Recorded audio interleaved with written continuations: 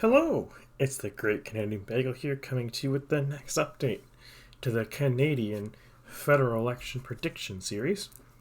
So, just to start off right off the bat here, I have made some changes to how the model works. It's not the in a nutshell, the change is done to try to more accurately predict party results for parties that didn't run in a riding in the previous election.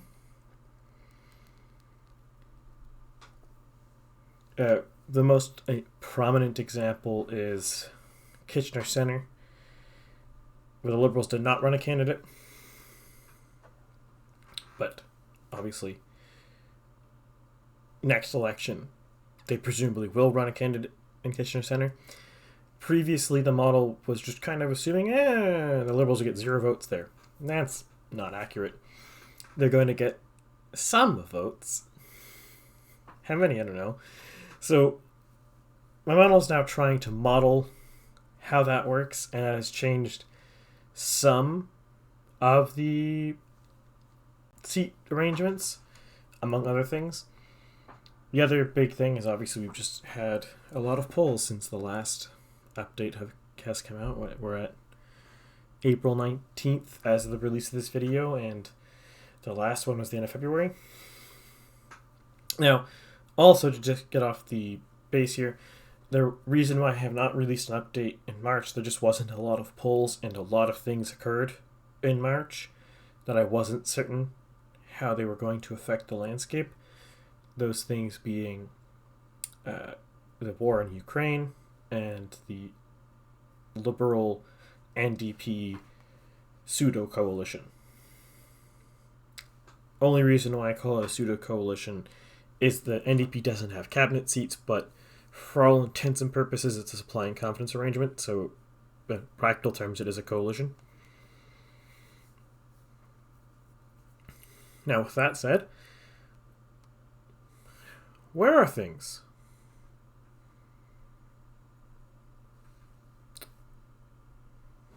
I made a mistake here. This is 33, it should be 32. But that's neither here nor there. So, overall, what is going on? So, the Liberals continue to do well in Atlantic Canada. They're doing well in Quebec, fighting closely with the Bloc.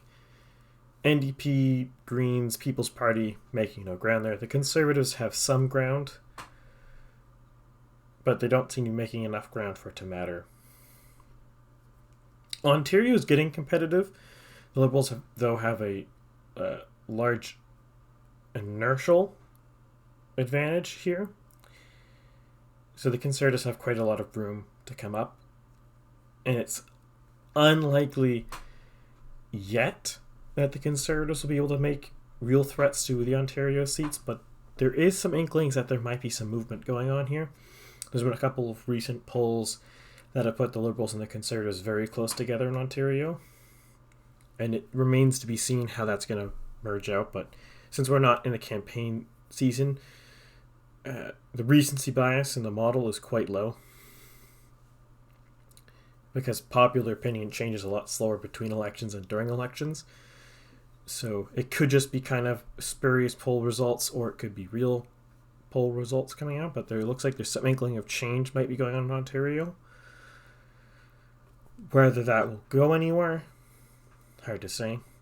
Broadly speaking, Manitoba, Saskatchewan are kind of status quo. Not really anything relevant has changed in these two provinces since the election, or since the last update. The Conservatives seem to be rebuilding their support in Alberta.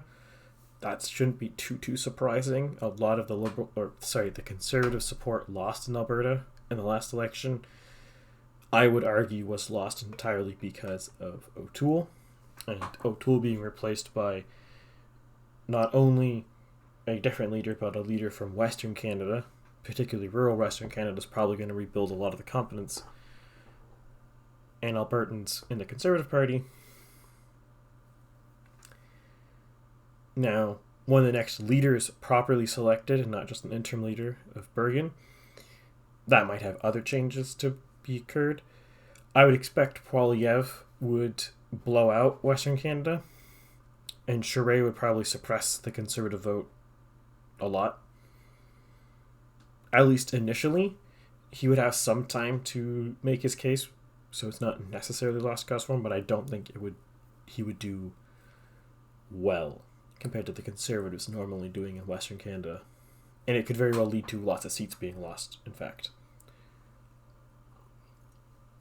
And finally, we get to BC.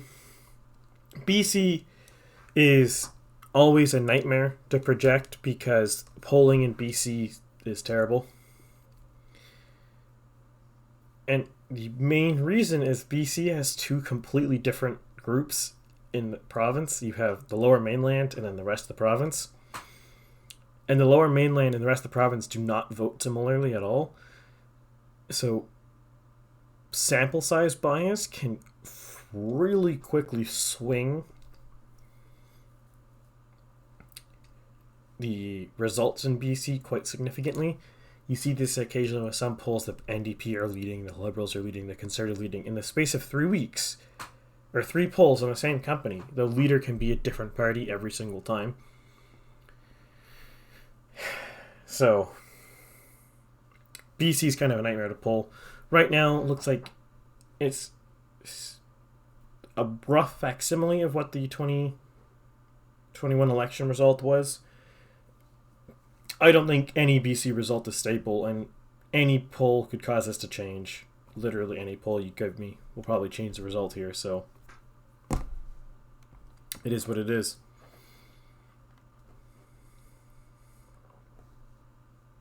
So then, broadly speaking, where are we at federally?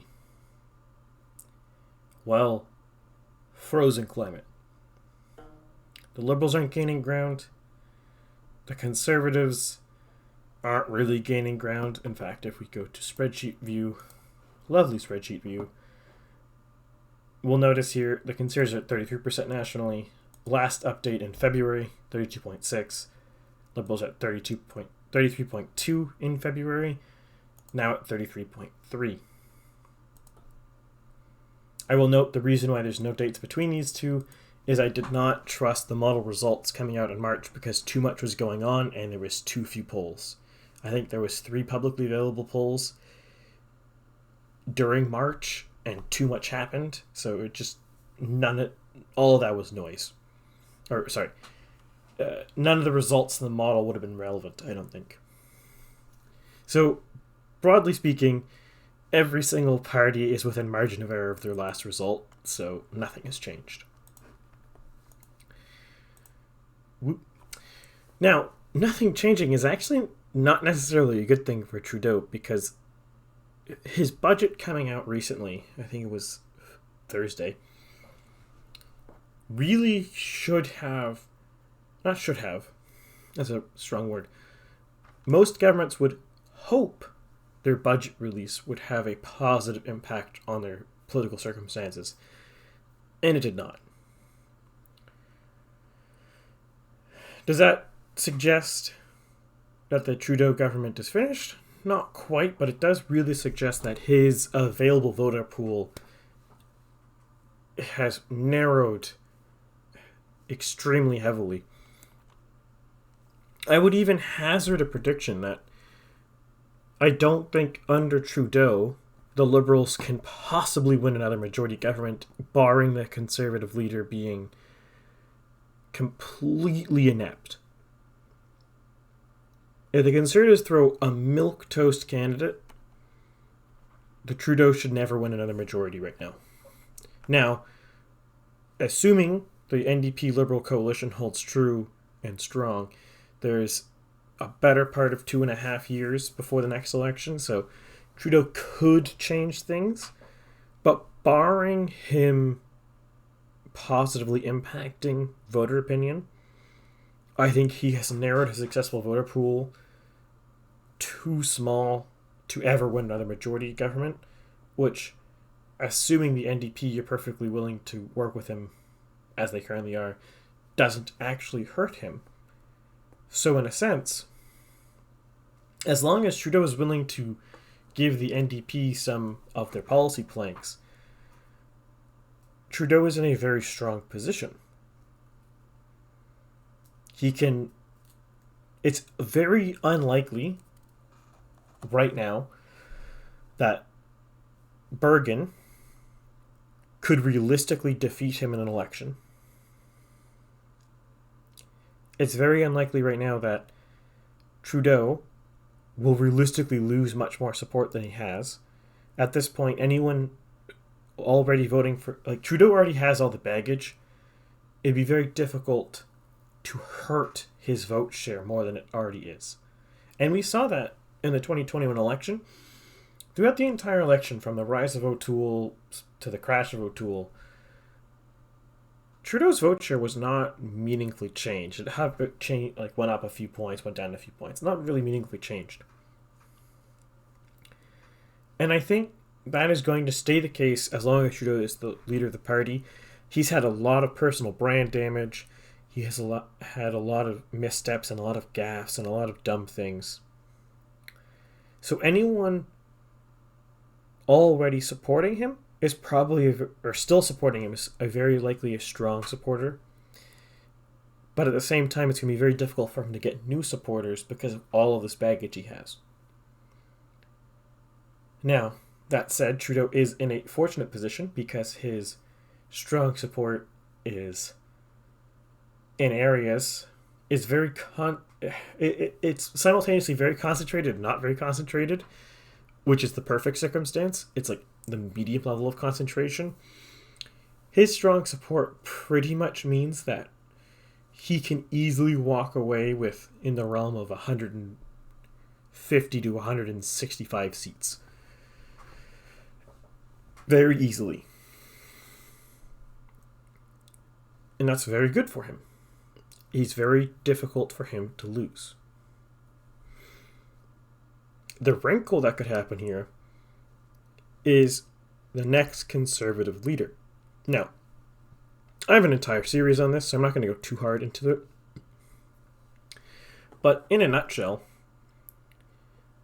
the two main people that could run Charest or Poilievre, could realistically win, Charest or Poilievre, both offer a very different solution to the Conservatives' Trudeau problem. And I call it the Trudeau problem because he's...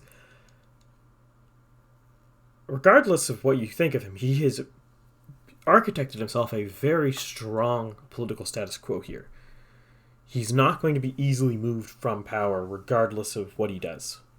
As long as he doesn't anger his core base of about 33% of Canadians, he should theoretically maintain prime ministership and until he wants to leave.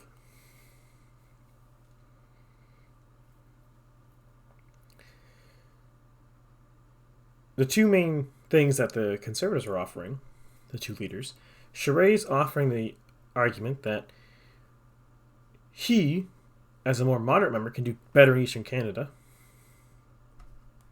Even not even necessarily Ontario in this case, but Quebec and Atlantic Canada specifically. And Poilievre's argument is that by being a articulate and honest conservative, he can motivate the voters to vote. Now that might sound like a dumb strategy, but it does actually make more sense than it is, because first off, there's People's Party voters who, I will note, People's Party are not entirely conservatives who've disaffected. A lot of them are actually Greens who left the Green Party, which I'll get into momentarily. But a lot of them would be willing to vote for Poilievre based on what Poilievre is saying in polling. And the other thing to consider is the last election, 35% of Canadians didn't vote. So essentially, Poilievre is arguing that he can get people who are disaffected to vote for the Conservatives and push them forward by raising turnout. And Charest essentially arguing that by depressing turnout, he can win the election. That's not a very flattering take of either position, but that's basically what it boils down to, because Charest is to be frank, you're a rather boring candidate. There's nothing to be really excited about for him. But at the same token, there's not really much to be excited against him. Whereas Poilievre is a very exciting candidate for conservatives and a very exciting candidate for people who don't like conservatives, because he's a very energetic and very outspoken person. And in this case, exciting is not necessarily a good thing, it's just a matter of engagement. So the two messages here are increased voter turnout, we can win. Decreased voter turnout, we can win. Interesting to see which one the party selects and if it actually pays out that way, but that's what the argument is. It boils down to when you're talking about a federal election. There's more specific things, argument-wise, for internal party politics, but I'm not going to get into here. I'll get into that in that series. Now, the other thing worth talking about here is the Greens. We go down here. They're polling at 2.6%. Those of you who remember, the Greens got about 2.3% in the last election. Now, the big question here with the Greens: will the Greens be able to rebuild the party from the ritual suicide they committed while Paul was leader? Now, any Greens in the audience will have strong opinions probably on who is at fault over the ritual suiciding of the party under Paul. Was it the people who were against Paul? Was it Paul herself? I don't know. I'm not a Green. I'm not part of the party. I'm not super into the internal party dynamics. But I can say as an outsider, the party appeared to just ritually commit suicide about 2 months before an election that everyone thought was coming. Now, can the Greens recover from that? With that, I don't think so. And it's not because the party broke its brand per se. In fact, nothing in the whole Paul affair changed anything. In fact, the damage occurred to the party earlier when Paul was elected. And it's not Paul herself per se. It is the policy prescribements that she represented. What the Greens party members didn't understand, and I think a lot of people didn't understand about the Green Party, is the Green Party was not a party that was ideologically motivated. The activist leadership was strongly climate orientated. The voters weren't. Now, you might ask yourself, why would people vote for the party that they're not strongly affiliated to? And to that I retort, every single party is like that. The activists of every single party are far off from the people who actually vote the party in every single case. Every single example of this. The problem with the Greens is there was a disconnect between the leadership and the activist wing and the voters. Now, I'm not even talking about the grassroots here, because I think the grassroots and the leaders were actually in alignment. But the grassroots of the party for the Greens are not the same thing as the voter base. And that's the same thing for most of the parties. Now, I would say the Conservatives and the Bloc and the NDP, their grassroots align with voters a lot more heavily. I think the Liberals are risking straying from their grassroots a bit. Straying from their voters a little bit. But the Greens always had a large disconnect. And the reason for that is, up until the invention of the People's Party, the Greens served to be the primary vehicle for the disaffected, disenchanted, exhausted part of Canada.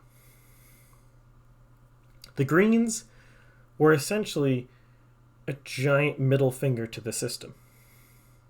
And this worked because prior to 2019, the Green Party did not have much of a platform. It was super hyper focused on climate, but it was focused on climate in a way that was relatively unobjectionable.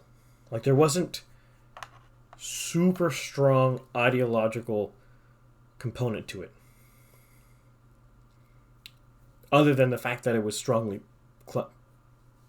trying to solve climate change or mitigate it. Other than that, there wasn't a strong bend to the party. What happened is, following May's resignation as leader, but not even that, between the campaign and Paul's resignation as leader, the Green Party, we're going to go even one step further back, actually. In the lead up to the 2019 election, the Green Party got a huge surge in support because climate change became the number one issue to Canadians.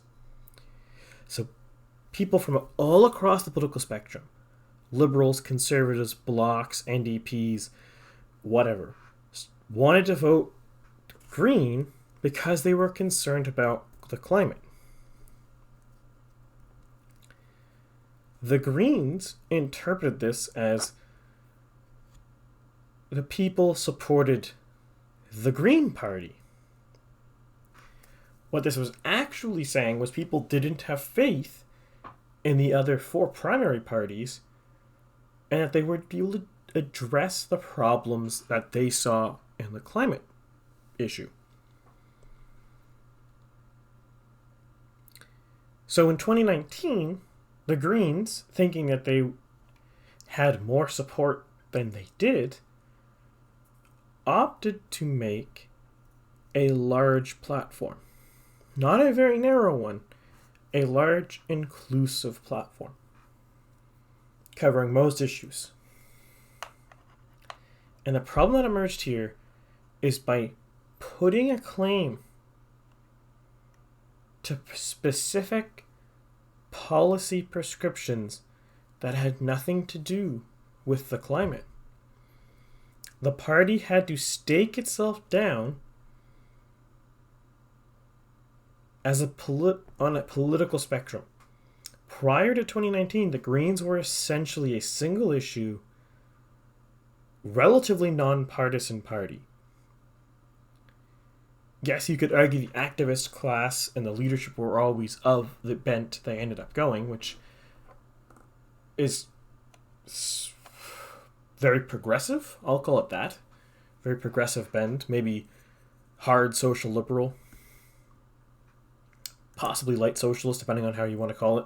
But somewhere in that bend of the spectrum, progressive, light socialist, hard social liberal, that kind of area. You can argue the differences between those labels in the comments below. But this disconnect made the leadership think that they had to stake party, that they could win, first off, enough of the vote, enough seats that they actually should stake themselves to policy prescriptions. But they also didn't understand where people were coming from. So by sticking the party to specific policy prescriptions, they immediately and instantaneously alienated a lot of the base. You can actually see this in the polling in 2019, where as soon as the Green platform is released, the Green vote share starts declining. Because the Greens instantaneously alienated the right part of the right-leaning people who were supporting them on a single-issue basis. Yeah, there could be people who are right-wing and think climate change is significant but don't want social housing or banning guns or restricting guns. That's just one example. This started the first disconnect. Then, following 2019, with May resigning and the party still doing relatively well in the election, they elect a new leader. All the leaders in their race were much more ideologically motivated than May for things other, like, In the context of the Green Party here, when I say ideologically motivated, I mean anything but climate related, because it should be just assumed that any leader and any activist in the Green Party is climate motivated. So, the new leader and all the candidates were all ideologically motivated people, and almost all were very left of center for Canada. These people, the party activists, the party members, the leadership, selected a new leader, Paul, who created a new platform and a new stance, which was very similar, though I would argue, to the left of May's position in 2019. Much more NDP light than hard liberal. Regardless. And this served as a further alienation of the voter base. And it took a little bit of time to filter out to the people, but it was seen immediately. Like prior to the infamous May-June, where the party decided to commit suicide over the Paul affair. And again, I'm not blaming anyone individually because I don't know enough details about the Paul affair. But the party was already losing ground going into that summer. And one of the big reasons for this is their entrenchment of left-wing climate change ideology instead of a more inclusive generalist climate change ideology they originally had, served to further alienate the one last section of their base, of their voters, which was the disaffected, disenchanted Canadians who were voting for the Green Party because they wanted to disrupt the status quo. The Greens, by adopting positions that are very similar to the Liberals and NDP, became a party of the status quo and ceased to be a party of disruption. And this is why the Green Party has very much collapsed following 2021 and doesn't seem to be likely to regain that position. And I would argue the only reason why it would gain ground at this point is exclusively at the loss of the NDP or the Liberals. Whereas previously the Greens were kind of drawing support from everybody, they've now limited their window to fighting the NDP and the Liberals. No one else. They're fighting for the same voters from those two parties.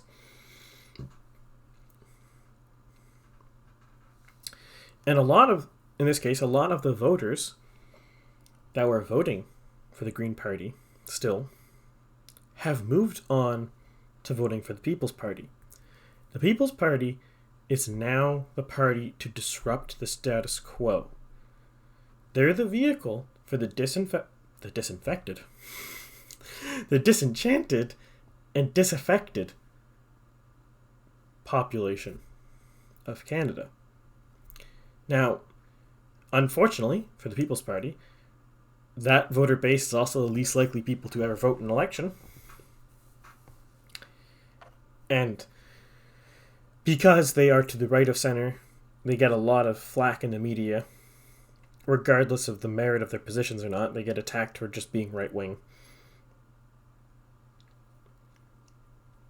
And I will note here, there's nothing wrong in attacking a party, but you have to attack a party on its policy prescribements, not, in the case of the People's Party, this drummed up fear that the party is radical or that it's racist or sexist or whatever.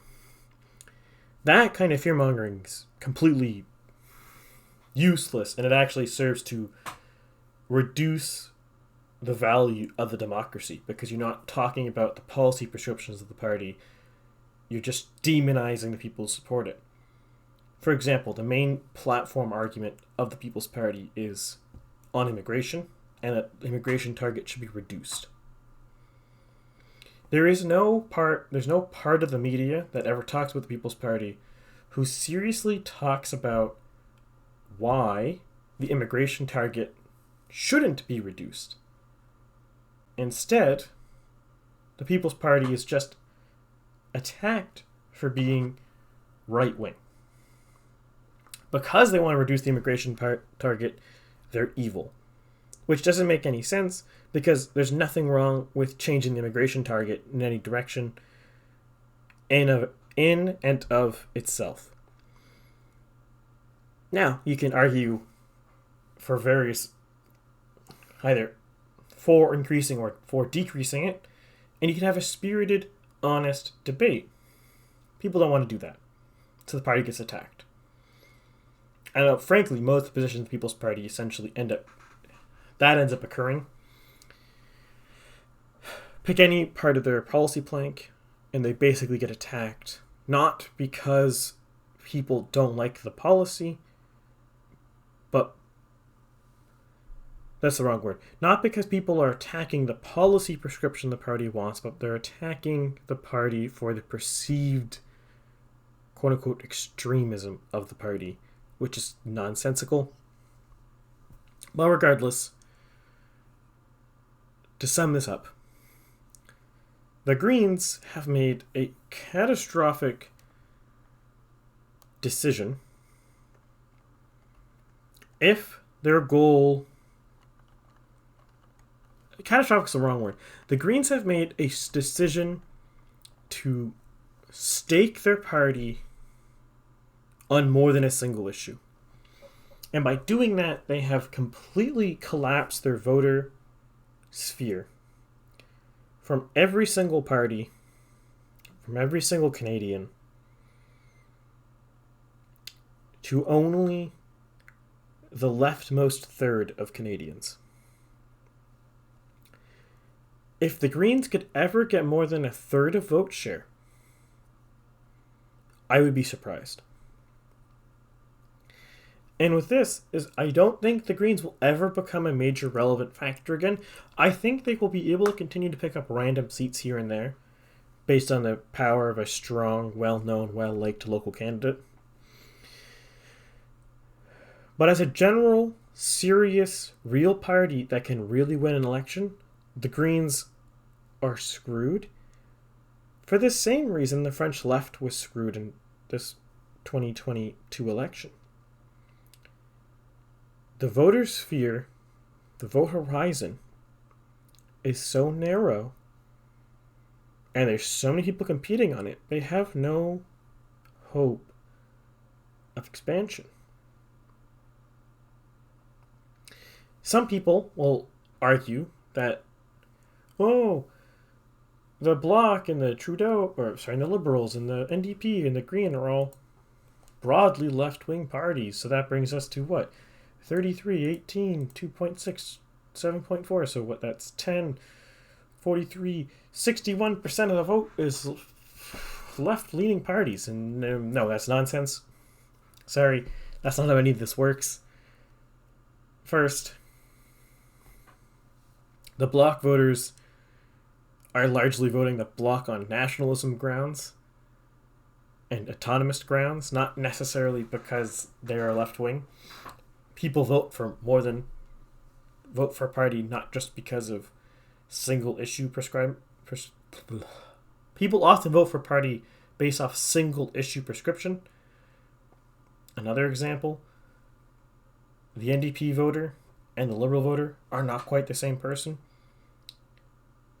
So you couldn't possibly take all the Liberals and put them with all the NDP. You could not make a party that covers both of them. If Canada was a two-party system, instead of seeing a 65% turnout, what would end up happening is likely 10% of people who voted for the NDP would not vote.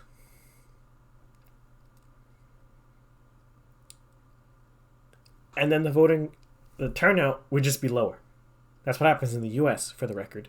That's why the US voter turnout, one of the reasons US voter turnout is so low. They have two parties, so people who are strongly divergent from the two parties just don't vote because there's no point.